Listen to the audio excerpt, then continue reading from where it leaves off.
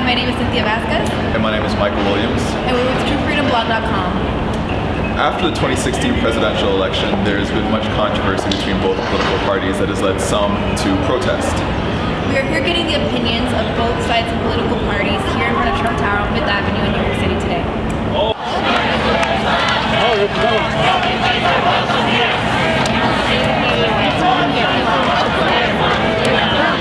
So what are your thoughts about the 2016 presidential election? I have many thoughts. I'm still processing a lot of it. I think myself and a lot of folks I know are very shocked. Looking at projections, all of them were off, and I think there's something to be said about it. I've just come to a sobering thought that I'm less angry and more coming from the perspective that we need to be able to listen to the voices out there instead of coming to just the assumption that they are these malicious people. Because clearly they're angry and they have a lot of, I guess, a drive for something to be different. And I think the first person who somewhat aligns with what they believe, they'll grasp onto that. But coming to the first gut reaction of calling them names and judging them will immediately cut off any opportunity for that kind of conversation. So I think it's a wake-up call for all of us, and I still don't know what's to come, and I don't know what the next steps are just yet. Well, to be honest with you, it's unfair for the people to have this result because when you have in almost every single country in the world, the popular vote is the one that gives a president to a country. Anywhere you go, if the person who wins the popular vote becomes the president of the country. For some particular reason, in this country, that does not happen. Here you have a system where if you get more votes by the people, chosen for the people, then you can lose an election. It's like happened this time, and it happened a couple times before in history.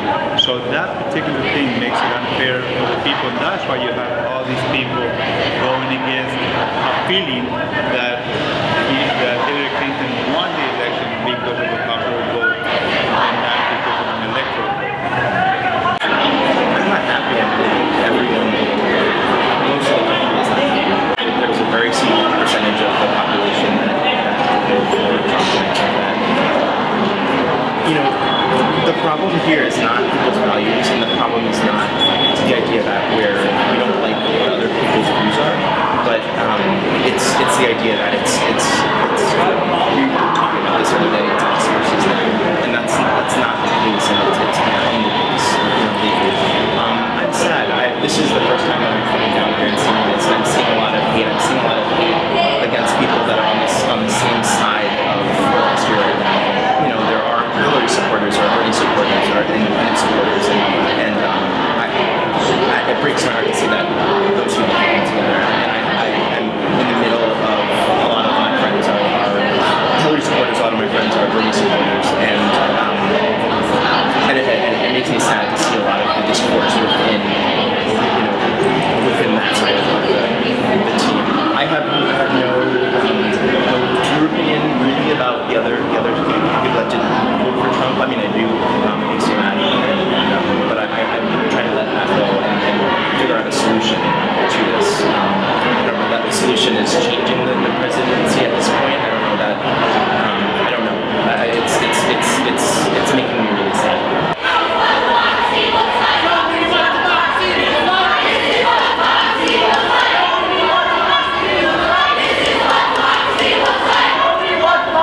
Looks like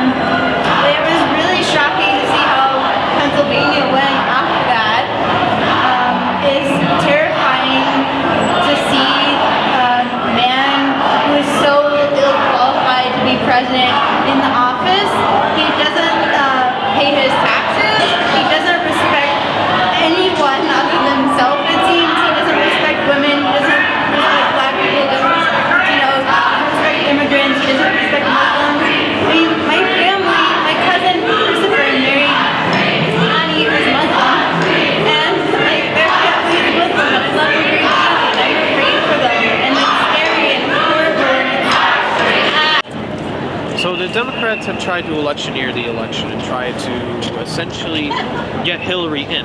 She only won because of the popular vote. And the popular vote, she didn't win because of the popular vote. But she influenced the election. This could have been hell. She could have gotten in. Not everybody that gets in with the popular vote is the best person. Neither is the electoral. Luckily, the electoral worked. It helped us get Trump in. I believe that he's going to fix this country from people like Hillary that try to meddle in other countries' affairs and expose political corruption. We saw the debates. We saw this guy does not know what he's talking about. And I think at the end of the day, like seeing someone with racism and sexism purely on those grounds just really hurt. Protesters don't know what they're protesting about for the most part. They wave around their flags, they wave around their signs. I've seen kids young as 13 and 12 wave around stuff that their parents tell them to. Most of the positions that they support would essentially destroy the country within 6 to 8 years given enough time. As you create those assumptions? What makes us have these assumptions? Have any of you seen the WikiLeaks reports? If you've seen the WikiLeaks reports, you would have seen that essentially Soros runs the country. Everybody's doing their best to please Soros himself. John Podesta essentially runs a pedophile ring in D.C. And it all goes back to the Clintons. What do you hope to accomplish by coming out here and showing support? Show that we do have an opinion on this, and it's a very strong opinion. It's the voice of the Vox Populi, the voice of the people. We need to be represented on this. We need to stand together on this. We should not put this man in office. And New York City is 90% voted for Clinton. Like, he is literally not our vote in office. And to have him have his headquarters here, we let him know what he thinks. I mean, we are a very, diverse place. We're a place with, thousands and thousands of immigrants, and we don't want deported. We don't want them to leave, our very fabric in our life, because they're part of our communities, our neighbors and friends, and, we don't want them to be harmed, and we don't want to be harmed. And I think it's important to voice that. I think an immediate demand, for example, would be that Trump immediately denounces the hate speech which he has been supporting this far. If he's going to be president, he needs to at least very, very, very, very bare minimum, say, hey, KKK, I don't support you. He has never said that. He has never said that, and it kills me. It kills me that he hasn't even said that. It's a basic thing. What year are we in? That's such a basic thing to say. And he won't say it. It's awful. Race relations in the country aren't specifically the greatest. We've seen the chaos and destruction that Black Lives Matter can do, and what La Raza can do as well. All these supremacy groups are essentially backed by Soros. What happens with this is that he's essentially funding terrorists, domestic terrorists in the country at American people's expense, getting them killed, getting them shot, for no other reason other than to make fucking money out of it. He doesn't care about the American people, because at the end of the day, people like Soros, people like the Steens, the Bergs, the Steins, all they care about is making money and ruining everybody else's lives. I truly think that Trump has the potential to put these people behind bars and face justice. Even healthcare. I have a friend who's diabetic and he's very poor. He grew up just with a single mother, trying to support 2 kids. He needs some way to pay for the increasingly rising prices of, insulin. This is outrageous that he's going to take away healthcare from millions of Americans who are struggling to survive as it is. It's going to cost $1,000 for a physical exam, and no one's going to be in the way to stop it. I believe Trump's for the people. He sticks out for the little guy. I mean, the dude knows what the inner city's like. He's fucking done deals in Harlem. He's done deals in the Bronx. he knows his shit. Therefore, whatever information that he has during his experience as a businessman could translate into a politician and set up his policies based on that alone. You don't need to be a politician to understand how the world works, but then again, it's not exactly rocket science to understand social and economic changes and dynamics. I truly believe the president is actually, well, Trump has a business mindset with strategies of operating as successful businesses. He has a different way of doing things than a regular politician. There are two parallel lines that never meet. First of all. Second of all, the job for a president is what you can bring to the table, what really can you fulfill. Almost like a 90-day interview or 90-day probation at work. Let's see what you can do for us. We're going to get you in or let you go. He promises to clean up the messes, which include, I would say, out of my own opinion and watching, free riders without justification, drug background checks, the proper way to immigration has got to change in certain ways. It's got to be put a longer process, and if you're caught, the penalty should be, I'm not going to say death. I'm from Texas, but I'm just going to say they should have one shot. You do it again, you fucking go, or you're exported out. That's all. Everybody looks at the United States, but now we're looked at and spit on. It's basically what it is. He wants to clear up the reputation, make us strong again, put us back to the 70s, where you can keep your doors unlocked. Your kids, a single wife with kids, walk down the street without feeling like, oh my God, I don't know what kind of neighborhood I'm in. We have too many different mindsets and too many different chiefs, no Indians. And everybody has to remember, we're all in the same boat. Color, race, sex does not mean shit. It's your resume, your experience that can be brought to the table. If we put it in perspective like that as a job interview, I think most of the hate would go away. Who's best qualified? Guess what? If you guys all qualify, and I'm the one with the fucking felonies, 33,000, you guys are way better than my ass. Your boss and the president, Trump Towers, are going to take all three of you before me. I'm a fucking loser if that's the case. I have felonies. I wasn't charged. To the government, spit on the assholes who didn't prosecute. Shame on them, and congratulations for them picking you quality instead of me trash. So basically, they made a smart move out of Trump getting in for his basic qualities. Now his strategy is totally different than politician, and I think if we give him time to prove it, he'll do well. He will clean up. He will make the rules tighter, and as long as we have rules in place, we just buckle down a little bit tighter, making people know that there are not going to be any restrictions or any leeway for people to swarm around. We'll be fine. Everybody, including the news especially, has taken things he said out of context. He never said he didn't dislike anybody. Afro-Americans, he never even said a word about. And when he talked about Muslims, he said, give a proper check.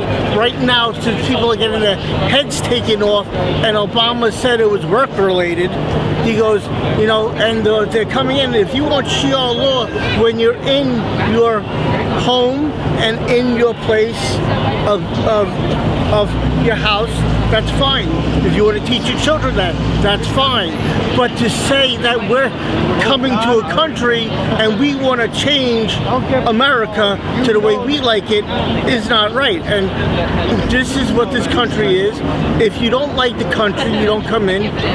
With the refugees, the only thing he was upset about was Christians were getting killed, and most of the people that were refugees were men in between 20-something and 40, and that's the truth.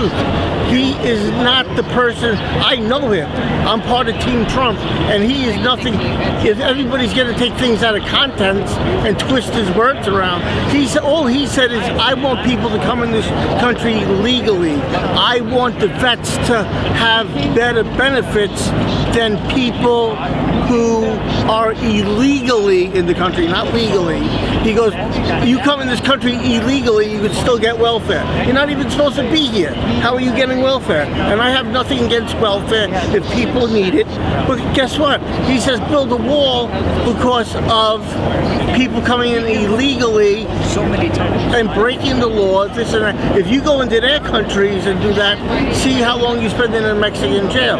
He just wants fairness and equal rights between everybody. And all the media does, as if, you know, there is not that much racial trouble in America like they think. What it is the media stirring the giant pot. Just like them saying pit bulls kill everybody. No other dogs kill nobody? Just pit bulls? Think about it. That's what it's about. It's people twisting stories around. The media used to be about the facts and the truth. Now it's not. Now it's about money and what they papers and newscasts and ratings.